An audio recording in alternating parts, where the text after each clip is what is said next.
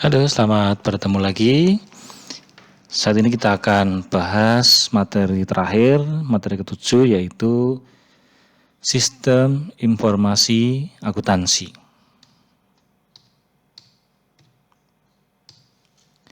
Nah, sebelum membahas lebih lanjut, kita akan membahas tentang sistem itu apa, informasi itu apa, berkaitan dengan materi yang akan kita pelajari. Sistem adalah sekumpulan elemen yang saling bekerja sama untuk mencapai tujuan tertentu. Ya, sekumpulan elemen atau komponen yang saling bekerja sama untuk mencapai tujuan tertentu. Contohnya umpamanya sepeda motor. Ada sepeda motor, tujuannya bisa jalan, bisa lancar, bisa sesuai dengan yang diharapkan. Ya. Nah, ketika motor ini terdiri dari elemen-elemen atau komponen-komponen yang bekerja dengan baik, maka motor ini bisa berjalan dengan lancar dan baik. Contohnya apa? Elemen itu ada busi, ada roda, ada pelek, ada stang, ada jok, ada karburator, dan sebagainya. Kalau salah satu dari elemen atau komponen ini rusak atau tidak berfungsi, maka akan mengakibatkan pencapaian tujuan itu terganggu. Motornya bisa mogok, tidak bisa jalan, dan sebagainya. Ini yang dimaksud dengan pengertian sistem. Pengertian informasi adalah data atau fakta yang telah diolah dan mempunyai arti. Jadi data itu setelah diolah dan bermanfaat atau mempunyai arti, itu yang disebut informasi. Contohnya umpamanya saya memberi saudara nama-nama mahasiswa. Nah, ini bukan informasi, karena saudara tidak bisa menggunakan itu. Bagi saudara ini tidak ada artinya. Gitu ya. Tetapi yang disebut dengan informasi adalah ketika saya memberi saudara nama-nama mahasiswa, nomor mahasiswa, alamat, tempat kos-kosan, nama orang tua, alamat rumah, dan sebagainya, yang bisa saudara gunakan atau manfaatkan untuk keperluan tertentu, itu yang disebut dengan informasi. Lalu pengertian sistem informasi akuntansi adalah sistem yang memproses data dan transaksi guna menghasilkan informasi yang bermanfaat untuk merencanakan, mengendalikan, dan mengoperasionalkan bisnis. Jadi sistem informasi akuntansi atau SIA ini yang digunakan untuk memproses data atau transaksi supaya apa? Bisa menjadi informasi yang bermanfaat untuk apa? Merencanakan, mengendalikan, mengoperasionalkan bisnis. Nah, sistem ini sangat penting karena disinilah proses untuk menghasilkan informasi itu. Mengapa kita perlu belajar SIA? Yang pertama, SIA merupakan bagian fundamental dalam pendidikan akuntansi. Ya, hal ini karena akuntan itu mempunyai 3 konsep yang harus dimiliki, yaitu bagaimana seorang akuntan bisa menggunakan informasi dalam pembuatan keputusan. Lalu bagaimana akuntan itu mengetahui tentang sifat perancangan penggunaan implementasi sebuah SIA. Dan bagaimana seorang akuntan memiliki kemampuan untuk melaporkan informasi keuangan. Ini membutuhkan sistem informasi yang baik. Berikutnya, keterampilan dalam bidang SIA penting dalam mendukung keberhasilan karir.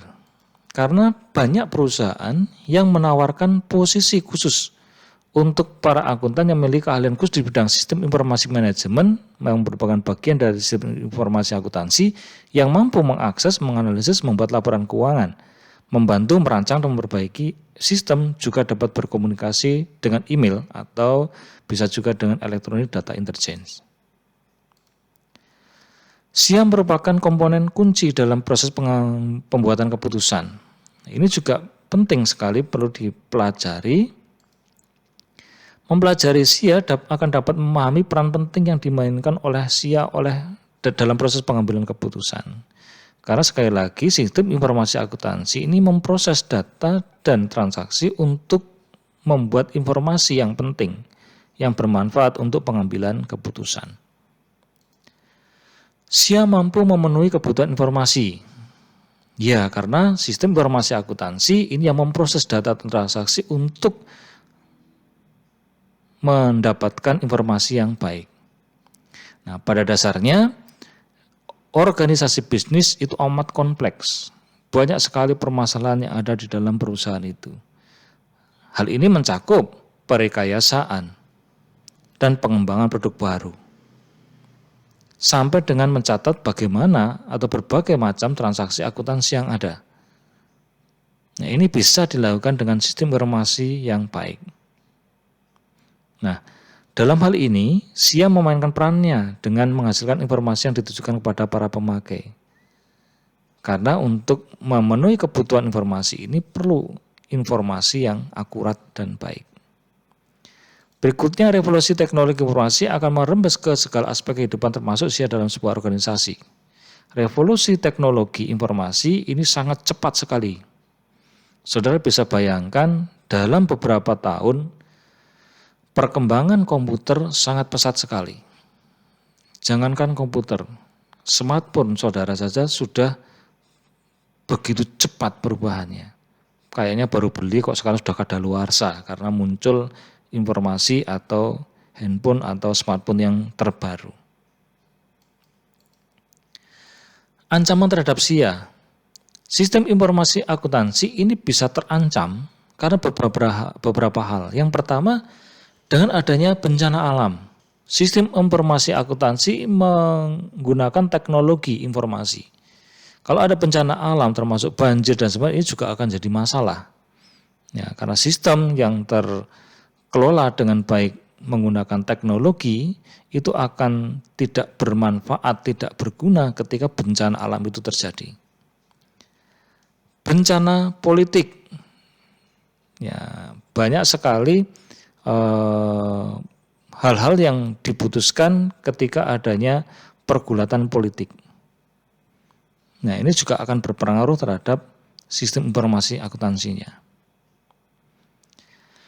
Berikutnya, kesalahan atau ketidaksesuaian software dan hardware, fluktuasi listrik dan sebagainya. Kesalahan atau ketidaksesuaian software dan hardware. Ya, saudara mengaplikasikan atau mendownload atau mengambil suatu aplikasi yang harus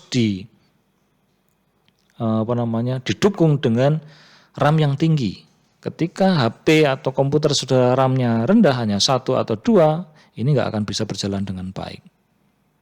Begitu juga hardware dan softwarenya ini yang dimasukkan seperti itu. Fluktuasi listrik, di mana tegangan listrik itu naik turun, itu juga akan berpengaruh terhadap sistem informasi akuntansi yang dikelola dengan teknologi.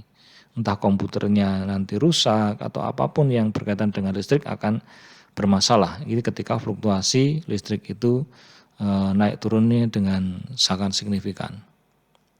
Oleh karena itu ada beberapa yang menggunakan alat ya, stabilizer dan sebagainya. Berikutnya, ancaman terhadap SIA itu tindakan yang tidak disengaja. Error, bisa kecelakaan, kecerobohan kerja, tidak sesuai dengan SOP, karyawan kurang terlatih atau kurang pengawasan, salah penempatan data dan sebagainya. Ya, kecelakaan bisa saja terjadi. Ya, tahu-tahu komputernya kesenggol, jatuh dan sebagainya, itu juga masuk dalam kategori kecerobohan kerja. Makan atau minum di tempat kerja, lalu minumnya tumpah mengenai komputer atau laptop begitu, lalu rusak dan sebagainya. Tidak sesuai dengan SOP, standar operating prosedurnya. Prosedurnya untuk mematikan komputer harus di-shutdown dulu. Ini langsung dicabut listriknya, stop kontaknya cabut gitu ya. Ini juga jadi masalah ini kaitannya dengan SOP. Karyawan kurang terlatih atau kurang pengawasan itu juga bisa bermasalah. Ya, kurang terlatih, tidak terbiasa dengan menggunakan teknologi, disuruh menggunakan teknologi bisa parah. Ya. Saudara aja kalau beli HP baru pasti ngutak-ngutak gitu kan, supaya apa, terlatih. Ya. Komputer juga sama, saudara punya komputer baru atau software baru, saudara coba-coba terus. Ya. Kalau saudara belum terlatih ya bisa aja error nanti. Atau salah penempatan data. Ya, salah penempatan data juga bisa mengganggu, merupakan ancaman dari SIA. Berikutnya tindakan yang disengaja. Ya, bisa sabotase, kecurangan komputer, korupsi dan sebagainya. Ini yang disengaja. Berikutnya pengendalian. Pengendalian adalah proses mempengaruhi atau mengarahkan aktivitas sebuah objek organisasi atau sistem. Jadi pengendalian adalah proses mempengaruhi atau mengarahkan. Nah, ketika saudara itu mempengaruhi atau mengarahkan seseorang, berarti saudara sudah melakukan proses pengendalian. Salah satu tujuan sistem informasi akuntansi adalah membantu manajemen dalam mengendalikan sebuah organisasi bisnis. Ya, SIA ini digunakan untuk mengambil keputusan, sehingga keputusan itu bisa membantu manajemen dalam mengendalikan sebuah organisasi. Tujuan diadakan pengendalian adalah untuk mencegah timbulnya kerugian bagi sebuah organisasi. Segala sesuatu yang tidak dikendalikan, ini akan berakibat buruk. Ya, saudara naik motor, kalau saudara tidak bisa mengendalikan dengan baik motor, bisa aja nabrak, bisa aja terguling, selip dan sebagainya. Harus ada pengendalian yang baik. Sebab kerugian karena ketidakadanya pengendalian, adanya penggunaan sumber daya yang tidak efisien dan efektif. Nah, adanya penggunaan sumber daya yang tidak efisien dan efektif, contohnya, umpamanya sudah tidak dipakai lagi, komputer nyala terus. Kompor sudah selesai masak, apinya tetap dinyalakan. Nah, ini yang dimaksud dengan sumber daya yang tidak efektif dan efisien. Keputusan manajemen yang tidak baik, entah itu keputusan internal maupun eksternal. Ya, keputusan internal umpamanya tentang gaji, tentang hak cuti dan sebagainya. Eksternal kaitannya dengan bagaimana kepatuhan terhadap perpajakan atau undang-undang dan sebagainya. Ini juga akan mempengaruhi pengendalian. Kesalahan tidak sengaja dalam input data, harusnya dimasukkan ke file ini, dimasukkan ke file yang lainnya umpamanya. Nah, ini juga bisa menjadi masalah. Kehilangan dan kerusakan data tidak sengaja. Kehilangan dan kerusakan data, salah del. Ya, tadinya mau caps lock atau mungkin mau shift, ternyata malah kedel. Ya, itu juga bisa saja terjadi. Kehilangan aset karena kecerobohan. Bisa saja karena lupa mengunci pintu, lalu kecurian. Kalau motor ya lupa kunci stang, atau motor kuncinya masih ketinggalan di sepeda motor, itu bisa saja kecerobohan yang sehingga bisa mengakibatkan kehilangan aset. Tidak ditaatinya kebijakan aturan manajemen. Sebab kerugian karena pengendalian ini adanya ketidaktaatan terhadap kebijakan. Harusnya masuk jam 7, datangnya setengah 8. Harusnya presensi, tidak presensi. Harusnya ujian, tidak ikut ujian. Lalu nanti membuat alasan. Alasan macam-macam supaya bisa diterima dan bisa tetap mengikuti ujian dan seterusnya. Ini ketidaktaatan terhadap kebijakan. Kalau saudara menjadi seorang manajemen atau manajer yang baik, proses ini harus saudara lakukan. Ya, bagaimana saudara bisa juga taat terhadap kebijakan aturan yang saudara buat sendiri. Berikutnya konsep umum pengendalian. Ada 3 konsep umum pengendalian. Yang pertama adalah pengendalian intern, internal control, pengendalian manajemen, manajemen control, dan pengendalian administrasi atau administrative control. Nah, yang pertama pengendalian intern adalah rancangan atau rencana organisasi dan metode yang digunakan untuk menjaga atau melindungi aktiva, menghasilkan informasi yang akurat dan dipercaya, memperbaiki efisiensi, dan untuk mendorong taatan kebijakan manajemen. Inti dari pengendali intern adalah bagaimana saudara bisa memastikan bahwa segala sesuatu yang ada dalam perusahaan ini berjalan sesuai dengan hal yang sebenarnya atau seharusnya. Cara melindungi aktiva atau aset bagaimana, dikunci, pakai password, pakai PIN dan sebagainya. Menghasilkan informasi akurat yang terpercaya, bagaimana saudara bisa memastikan bahwa informasi ini bisa dipercaya sesuai dengan apa adanya, data-data itu dikelola atau diolah dengan sebagaimana mestinya dan sebagainya.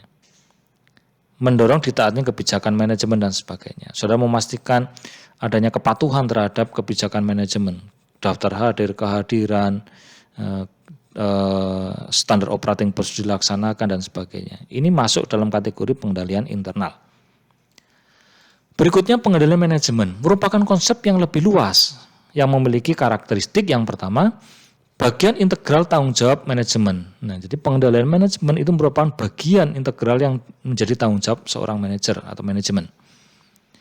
Lalu berikutnya dirancang untuk mencegah terjadinya kesalahan atau error dan untuk mencapai tujuan organisasi. Pengendalian manajemen ini digunakan untuk mencegah terjadinya kesalahan sehingga tujuan organisasi ini dapat tercapai. Ya, sekali lagi, mengapa manajemen mengendalikan organisasi? Karena supaya tidak ada kesalahan dan bagaimana tujuan organisasi bisa tercapai dengan baik.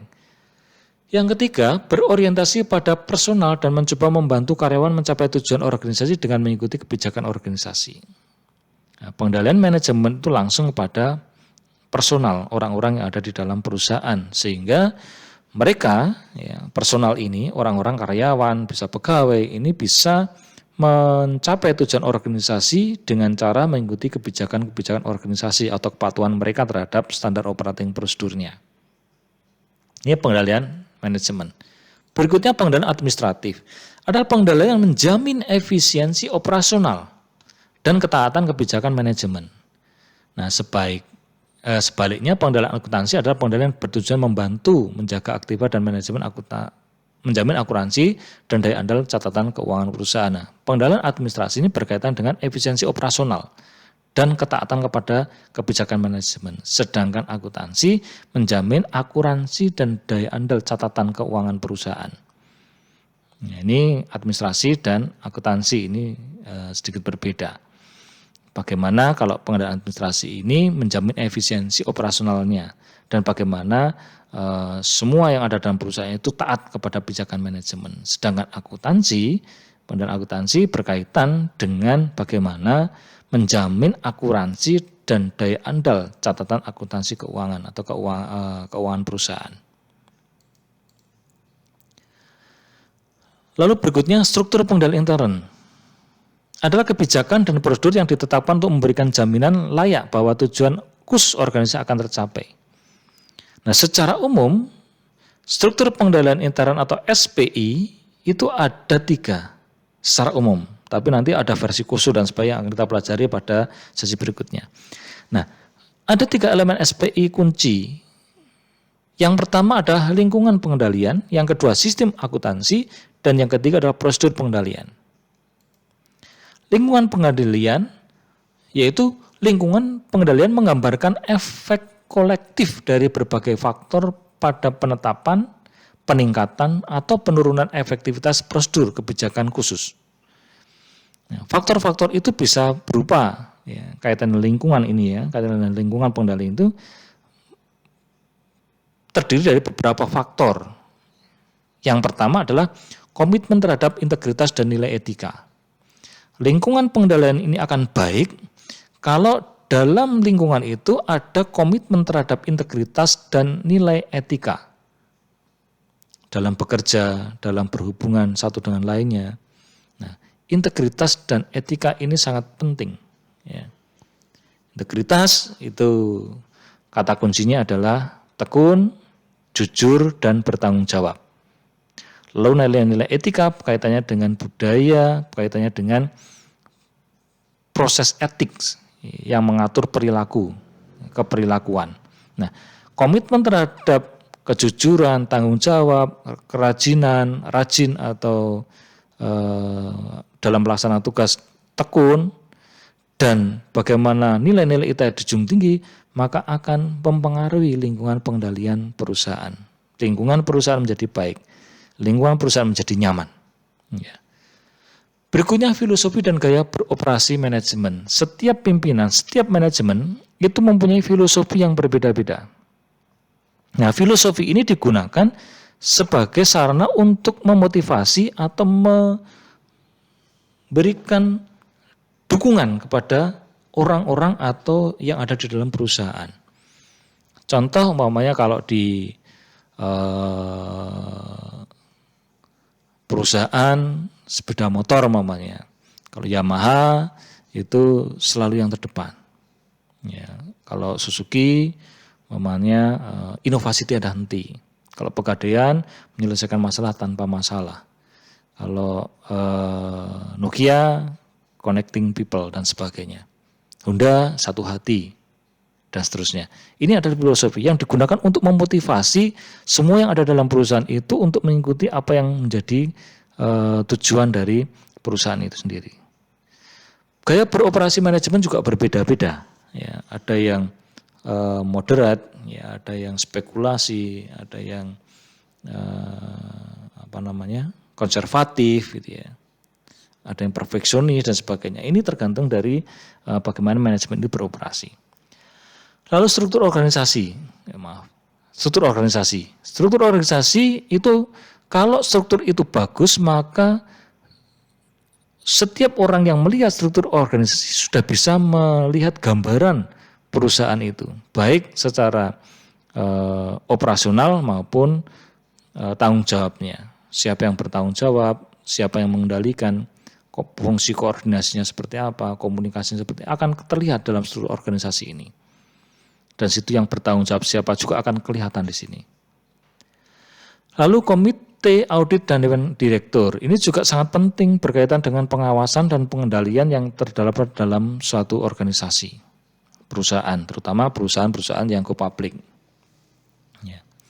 Metode penetapan wewenang dan tanggung jawab ini kaitannya dengan bisa juga job deskripsi, ya, tugasnya apa, tanggung jawabnya apa, itu ada di sini. Ketika ini dijalankan dengan baik, maka karyawan akan melaksanakan tugas dengan baik dan tanggung jawab dengan baik. Berikutnya praktik dan kebijakan sumber daya manusia. Praktik dalam kebijakan sumber daya baik itu mulai dari rekrutmen, penempatan, reward and punishment, penghentian dan sebagainya. Ini ada standar, ada pedomannya. Dan itu bisa diketahui oleh semua karyawan atau pegawai. Sehingga mereka bisa mengetahui kebijakan-kebijakan kaitan sumber daya manusia. Berikutnya pengaruh eksternal yang berpengaruh terhadap praktik. Pengaruh eksternal yang berpengaruh terhadap praktik apa contohnya? Kebijakan pemerintah, undang-undang, peraturan-peraturan. Adanya peraturan dari industri, umpamanya organisasi profesi atau organisasi bisnis. Ya. Kalau di kontraktor ada Kapensi, Kapeksindo, Kapeknas, gitu ya. Kalau di hotel, restoran ada pengurus, ya, hotel dan restoran, ya. Ada organisasinya, Kadin, kepada kantor dagang dan industri dan sebagainya. Ini juga akan mengaruhi. Pemasok juga akan berpengaruh terhadap praktiknya. Apalagi pesaing, ini juga akan berpengaruh. Ini beberapa hal kaitannya dengan pengaruh eksternal yang berpengaruh terhadap praktek bagaimana lingkungan pengendalian ini bisa dijalankan dengan baik. Yang kedua, sistem akuntansi. Sistem akuntansi terdiri atas metode dan catatan yang ditetapkan untuk mengidentifikasi, merangkai, menganalisis, menggolongkan, mencatat, dan melaporkan transaksi perusahaan dan menjaga akuntabilitas aktiva dan kewajiban yang terkait. Jadi sistem akuntansi itu berkaitan dengan bagaimana perusahaan ini bisa mengidentifikasi, merangkai, menganalisis, menggolongkan, mencatat, dan melaporkan transaksi perusahaan dan juga bertanggung jawab terhadap bagaimana aktiva dan kewajiban perusahaan ini. Fungsi dari sistem informasi akuntansi adalah mengidentifikasi dan mencatat transaksi yang sah. Ya. Yang tidak sah ya berarti nggak bisa dicatat. Kalau ada yang tidak sah dicatat berarti itu ada fraud ini. Menguraikan secara tepat waktu transaksi bisnis. Ya, kapan berlangsungnya transaksi itu berarti ada catatan-catatan yang harus dipenuhi. Ya, mengukur nilai transaksi, berapa transaksinya. Menentukan periode terjadinya transaksi, kapan periode transaksi itu terjadi dan kapan berakhir. Lalu menyajikan cara tepat waktu transaksi dan pengungkapannya. Ini kaitan dengan sistem akuntansi. Ya. Fungsinya adalah ini. Lalu berikutnya prosedur pengendalian. Prosedur pengendalian adalah kebijakan dan prosedur yang ditambahkan ke lingkungan pengendalian dan sistem akuntansi yang telah ditetapkan oleh manajemen untuk memberikan jaminan bahwa tujuan perusahaan bisa tercapai atau akan tercapai. Nah, prosedur pengendalian ini mencakup otorisasi terhadap transaksi dan aktivitas. Ini kaitannya juga dengan pertanggungjawaban dan pengawasan. Umpamanya kalau faktur yang harus tanda tangan siapa? Yang di situ ya. Umpamanya bagian penjualan, manajemen penjualan, ya, yang tanda tangan lalu pembeli dan sebagainya. Ini kaitannya dengan otorisasi. Kalau di bank, siapa yang bertanggung jawab terhadap kredit, yang menyetujui adanya pencairan kredit dan sebagainya, itu juga masuk kategori otorisasi. Pemisahan tugas dan wewenang, tujuannya salah satunya adalah untuk menghindari fraud dan juga untuk pengawasan.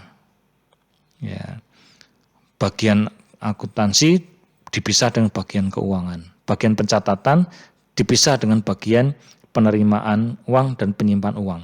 Nah, kalau ini dilakukan oleh satu orang, bisa saja terjadi fraud. Ya.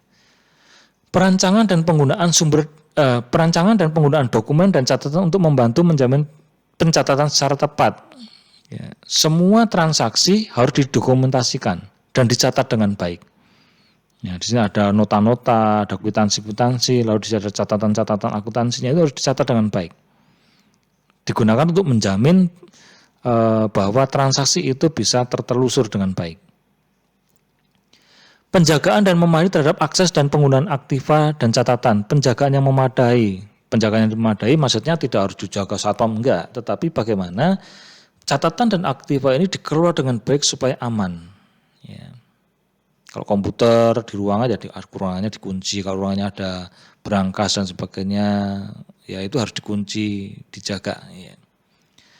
Pengecekan independen terhadap kinerja dan penilaian yang tepat terhadap nilai yang tercatat. Nah, pengecekan independen, ya, saudara bisa memberikan pengecekan terhadap laporan keuangan, terhadap prosedur kerja, SOP dan sebagainya, ya, digunakan untuk apa? Supaya prosedur pengendalian ini berjalan dengan baik.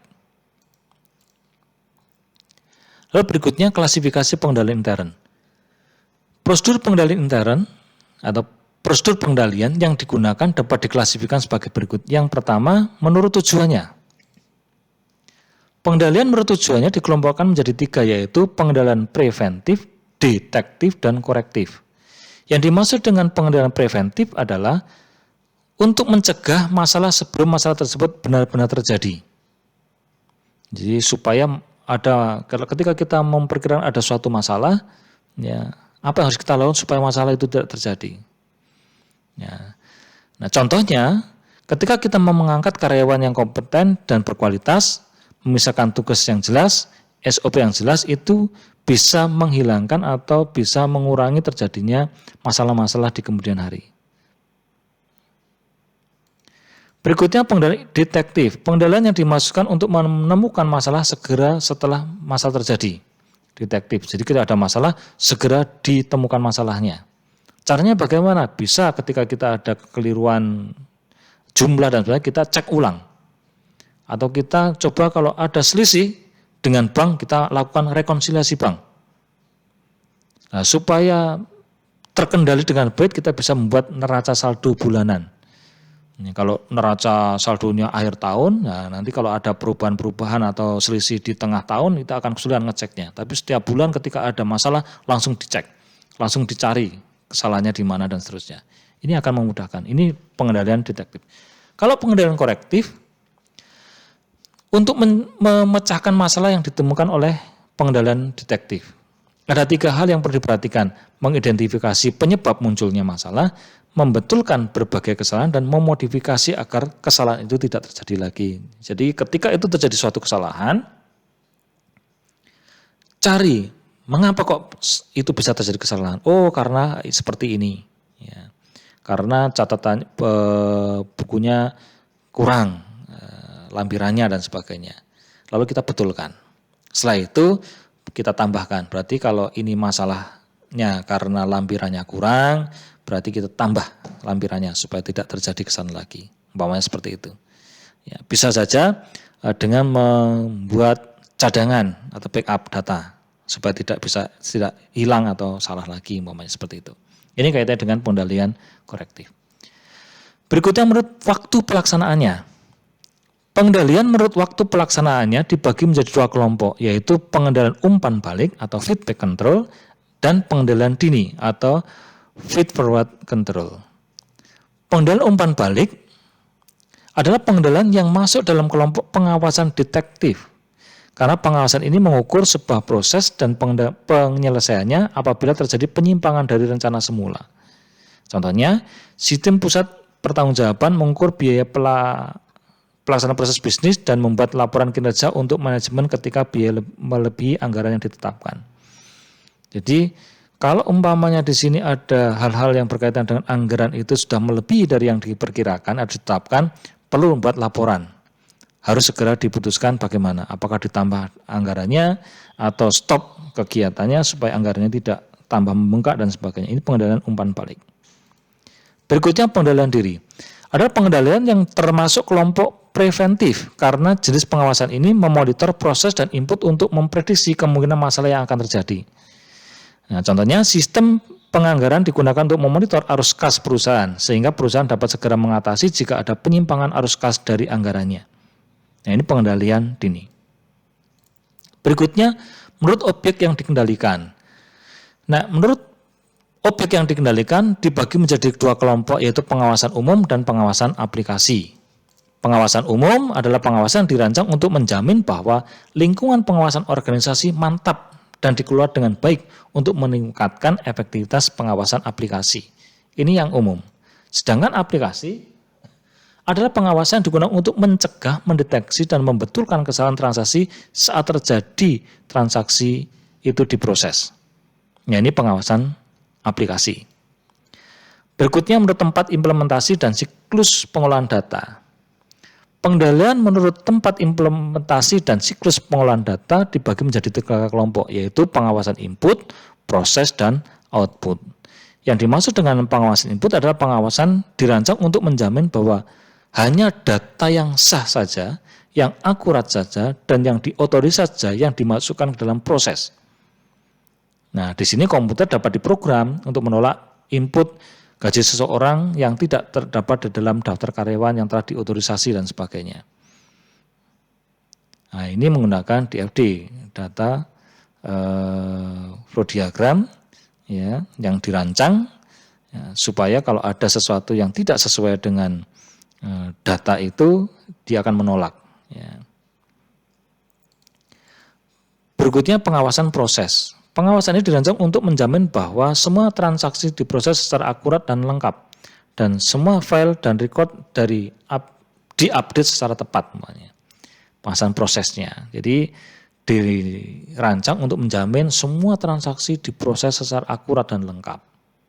Dan semua itu sudah diupdate. Ini kaitannya dengan proses. Contohnya, nilai mahasiswa telah diinput, sistem akan merubah dengan sendirinya dari angka ke hasil akhir sesuai dengan sistem penilaian yang telah dibuat, dan setelah input secara otomatis akan terupdate.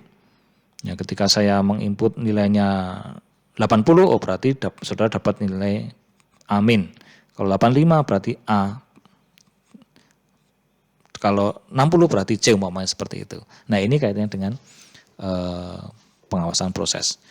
Berikutnya pengawasan output. Pengawasan ini dirancang untuk menjamin bahwa keluaran sistem diawasi dengan semestinya. Contoh, laporan yang dihasilkan hanya akan disampaikan kepada para pejabat yang berhak saja, sehingga karyawan tidak berhak tidak dapat memiliki tembusan laporan tersebut. Umpamanya daftar gaji, ya, rekap gaji, itu tidak semua karyawan boleh ya, melihat. Oleh karena itu laporan tentang daftar gaji, laporan gaji, rekap dan sebagainya hanya disampaikan pada pejabat yang berhak saja. Nah, ini kaitan dengan pengawasan input. Oke, untuk materi selanjutnya kita akan bahas di video selanjutnya. Silakan dipelajari.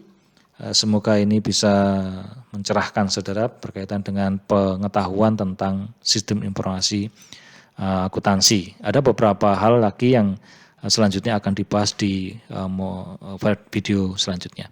Oke, selamat belajar.